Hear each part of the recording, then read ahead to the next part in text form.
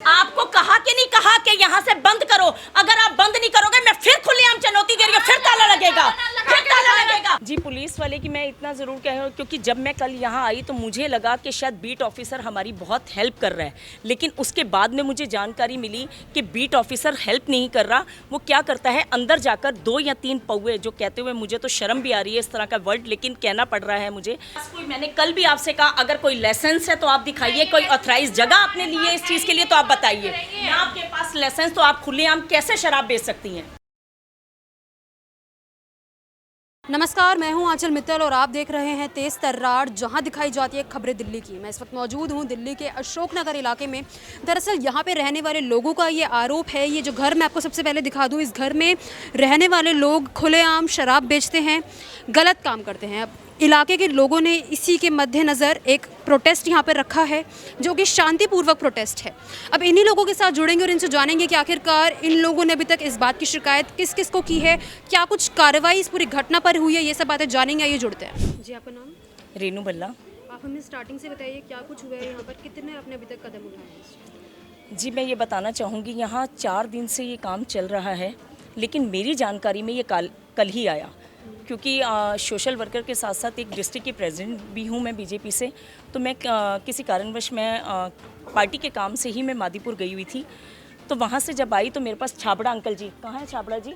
हाँ, छाबड़ा जी का फ़ोन आया कि इस तरह से यहाँ पर खुलेआम सासी परिवार एक आ गया और खुलेआम यहाँ शराब बेची जा रही है। कितने दिनों से यहाँ पर आए, आपको कब पता चला? 5 दिन से जी, 5-6 दिन से, 5-6 दिन से हैं। हमने पहले पुलिस जाके हरिनगर SHO साहब को इन्फॉर्म किया, वहाँ रिटन कंप्लेंट है, कॉपी हमने DCP साहब को भेजी। उसके बाद जब 3-4 दिन तक कोई कंट्रोल नहीं हुआ तो ये हमारे सोशल वर्कर हैं रेनू भल्ला जी, मैंने इनको कॉल किया कि आप आके हमारी मदद कीजिए। तो इन्होंने बहुत धैर्यपूर्वक और प्रशंसनीय काम किया, और मैं सबसे अनुरोध करूँगा कि जैसा रेनू भल्ला जी ने आज वो धैर्य दिखाया है, ऐसा सभी को। जी, पुलिस वाले की मैं इतना ज़रूर कह रहा हूँ, क्योंकि जब मैं कल यहाँ आई तो मुझे लगा कि शायद बीट ऑफिसर हमारी बहुत हेल्प कर रहा है, लेकिन उसके बाद में मुझे जानकारी मिली कि बीट ऑफिसर हेल्प नहीं कर रहा। वो क्या करता है, अंदर जाकर 2 या 3 पौवे, जो कहते हुए मुझे तो शर्म भी आ रही है इस तरह का वर्ड, लेकिन कहना पड़ रहा है मुझे कि 2-3 पौवे निकाल कर लाता है और उसके बाद में कहते हैं कि इतना ही सामान हमें बरामद हुआ। क्या मैं उनका नाम जान सकती हूँ? जी, बीट ऑफिसर का नाम है जी राजेंद्र जी, हरिनगर थाने से लगता है। और मुझे जहाँ तक जानकारी मिली है कि उनका यहाँ से शायद ट्रांसफ़र भी हो गया है।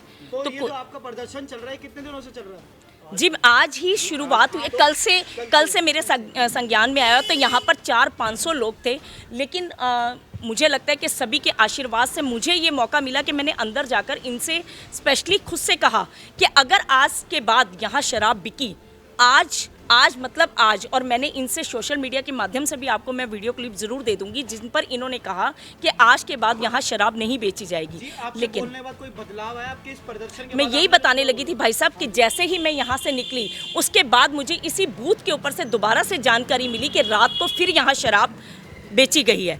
तो सुबह जब मैंने यहाँ से सांसद जी के जहाँ संज्ञान में ये बात पहुंचाने के लिए मैं यहाँ के कुछ निवासियों को साथ लेकर गई, तो जब मैं सांसद जी के वहाँ जाने के लिए तैयार हुई और गाड़ी में हम बैठने लगे तो उसी वक्त मेरे संज्ञान में यहीं के क्षेत्र निवासियों ने बताया कि यहाँ पर फिर बेची जा रही है। तो मैंने खुद से यहाँ आकर रंगे हाथ उस इंसान को पकड़ा और मुझे कहते हुए बिल्कुल शर्म नहीं आ रही, मुझे उन सभी के सामने उन्हें मुर्गा बनाकर मैंने पीटा अच्छे से कि आज के बाद यहाँ शराब लेने मत आना। उसके बाद कुछ असर आया है? जी, उसके बाद में मुझे लगता है कि शायद 5 मिनट में ही 10 लोग और आए जी।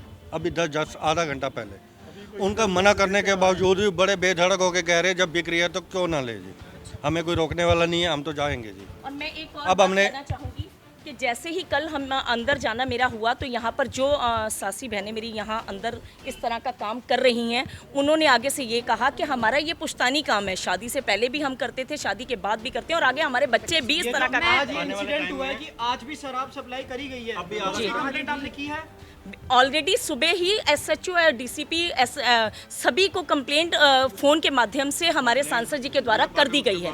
सर, मैं आपसे ये जानना चाहूँगी, जैसे कि ये लोग कितने समय से यहाँ पे रह रहे हैं और और कितने दिनों बाद आपको ये बात पता चली? यही जी जब हम स्टार्टिंग है रह रहे हैं ना, हमें तो ये लगा चल रहने आए हैं काम। अभी एक हफ्ते पहले ही रहने आए हैं यहाँ पर, इससे पहले यहाँ कौन रहता था? अब किसी का पता तो नहीं चलता कि अंदर क्या चल रहा है। ये तो जब लोग यहाँ से निकले, कैमरे हमने चेक किए, तब पता चला कि यहाँ से ये काम हो रहा है जी। तो हमने इनसे प्यार से बात भी की, उन्होंने कहा फिर धमकियाँ दी जी, हम कर रहे हैं तो क्या हो गया जी, क्या करें, हम कहाँ जाएं जी। अब यहाँ पे एक नहीं है, 1 2 3 प्लाट तो इन्होंने ले लिए हैं जी अशोक नगर में।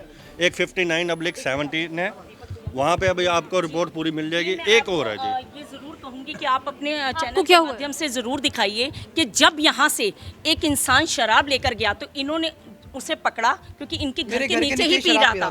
तो उसने रॉड के माध्यम से रोड से इनके ऊपर अटैक किया और उसके बाद इनका फ्रैक्चर आया और इन्होंने कंप्लेंट की। और उसके बाद वहाँ रिटर्न में, वो रिटर्न की कंप्लेंट आपके पास में है ना?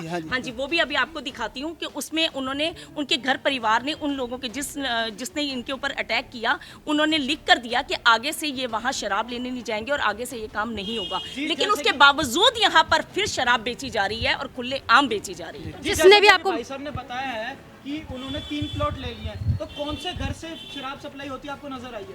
जी, मैंने इस घर, नेटवर्क इनका बहुत बड़ा है सर। ये इधर से रघबीर नगर साइड से सब आते हैं जी। उनको एक टारगेट इन्होंने ये किया पहले प्लाट को, दूसरा 59 ब्लॉक में, तीसरे का एग्जैक्ट एड्रेस ये बता नहीं रहे जी। माल हर जगह बरामद हो रहा है। अभी भी पुलिस, लेडीज़ पुलिस भेजिए, कम से कम 50 से 100 सामान मिलेगा। पुलिस वाले कहते हैं जी हमारे मोहल्ले की लेडीज़ नहीं है जी। अब लेडीज़ अंदर जाके क्या करेंगे? प्रूफ तो पुलिस ने करना है ना। लेडीज़ पुलिस अंदर लेडीज़ जाएगी तो सब काम हो जाएंगे। मैं आपसे जानना चाहूंगी, जो आज आपने माध्यम चुना है शांतिपूर्वक प्रदर्शन, इसके पीछे का क्या आपका महत्व था, क्या आपकी सोच है? क्योंकि मैं एक भारतीय जनता पार्टी से हूं और भारतीय जनता पार्टी एक ऐसी पार्टी है जो हमेशा, मुझे लगता है कि इस तरह से ही शांतिपूर्वक ही काम करती है। अगर मैं अपने आदरणीय प्रधानमंत्री जी की बात करती हूं तो आपको पता है बड़े बड़े फैसले जो हैं शांतिपूर्वक ले दिए, चाहे 3 तलाक की बात हो, चाहे कॉरिडोर खोलने की बात हो, सब तरह के काम जो हैं शांतिपूर्वक ही किए गए। तो मैं भी एक भारतीय जनता पार्टी की कार्यकर्ता होने के नाते और सबसे बड़ी इस बूथ की इंचार्ज होने के नाते, उससे भी बड़ी मैं इस बूथ के ऊपर रहने, जब से मैं शादी हुई तभी से इस बूथ पर रहने के लिए मैं आई हूं और मेरा परिवार यहाँ शुरू से रहता है।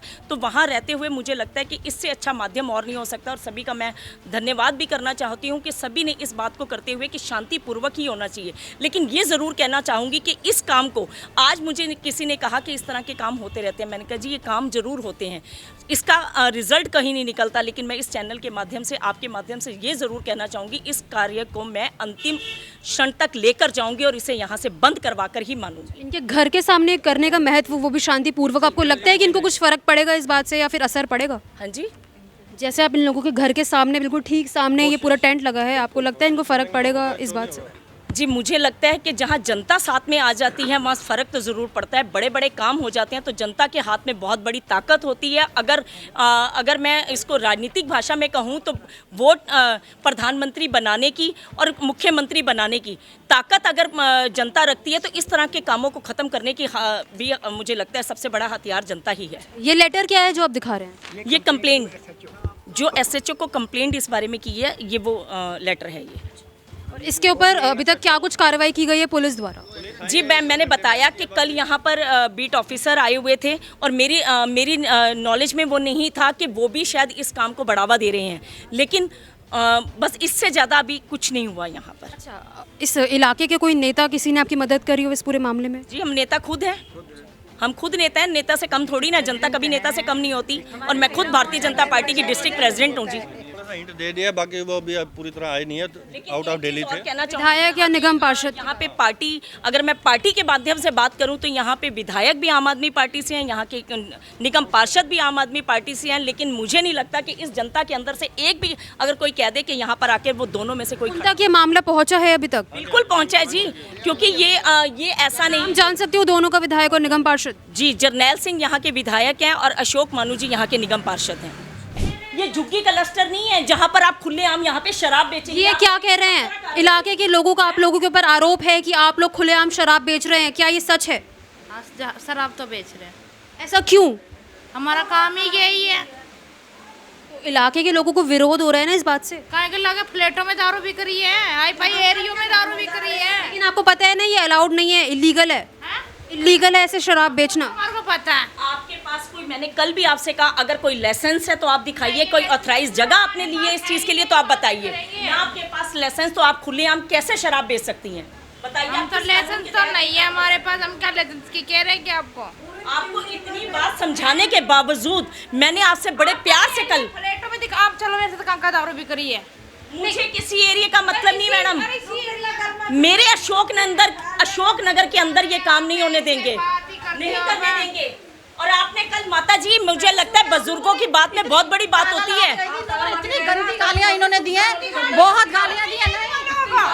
शर्म नहीं है? छोटे बच्चे में ताला लगा के चलेगी क्या मैडम? क्या कोई बात है क्या? बात बताइए, आपको शर्म शराब बेचते नहीं आ रही और आप मुझे ताले की बात कर रही हैं?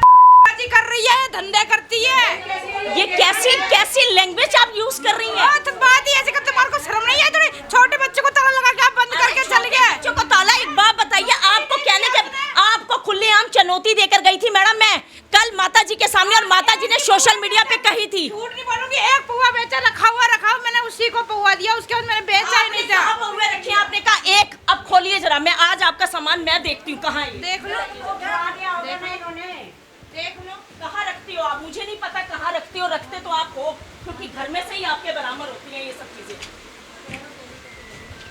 कहाँ रखती हो आप, मुझे नहीं मालूम। स्मेल आ रही है जी, देखिए कितनी बदबू अंदर आ रही है क्योंकि यहाँ से खाली किया गया है, बहुत बदबू से भरा पड़ा है ये सारा।